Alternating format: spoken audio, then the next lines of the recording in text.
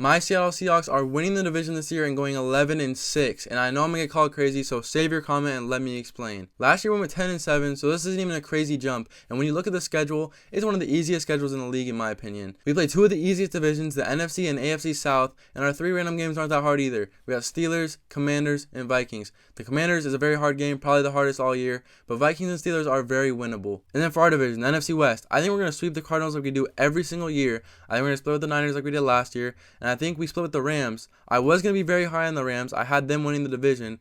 But the Stafford news is pretty shocking and pretty worrying. I think he could be dealing with those problems all year long, and I think that bumped him down a little bit. Now, the biggest reason why people think the Seahawks are going to suck this year is because they think we downgraded heavily from Geno and DK. And that is a reasonable argument, but when you really look into it, we didn't downgrade that much. Sam Darnold was amazing last year, and yes, he's without Kevin O'Connell now, and I think he'll take a step back, but I don't think it'll be too bad. I don't think he's going to revert to his old days of the Jets and the Panthers. I think he'll meet somewhere in the middle and be a fine quarterback. And then DK, last year he didn't have the greatest year. Obviously, he's a special player, but you replace him with not just Cup, which is what everyone's missing. You also replace him with Torrey Horan and Elijah Arroyo in the draft, not to mention MVS, who we also got in free agency. The rest of our free agency was pretty solid too. We had to say goodbye to Tyler Lockett, which is really sad. He's always going to be a Seahawks legend. But besides him, we didn't really lose anyone that notable. Everyone that we lost didn't really play meaningful snaps for us and didn't give us any production. I think we also have 2 very underrated signings in DeMarcus Lawrence and Shaq Griffin, and I think they still have a little bit left in the tank, and I'm excited to see what Mike McDonald can get out of them. Now for the draft, Gray Zabel, great pick.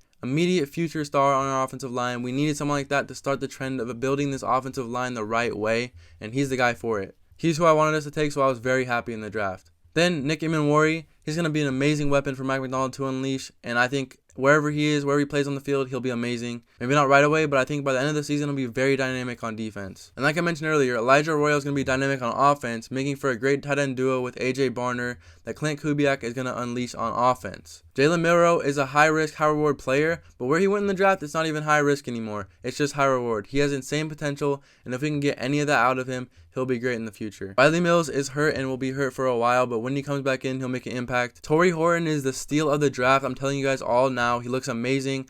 I went to training camp. I saw him in person. He looks like he's already a natural veteran wide receiver in the league. He's fluid with all his motions. He's a great route runner, can do it all. Robbie Oots, he's going to come in at fullback, and he's going to be a huge blocker. He was making big blocks already. That's really going to impact our running game too. Bryce Cable-Dew and Mason Richmond are pretty good swings at O-lineman at the end of the draft. And then Damian Martinez and Ricky White III are good swings at offensive talent that could actually make a decent impact on the roster this season. So when people say the Seahawks are going to get last in the division, I don't know what you guys are talking about. I know there's going to be people in the comments saying that I'm so wrong, and I'm ready for it. I can debate all you guys.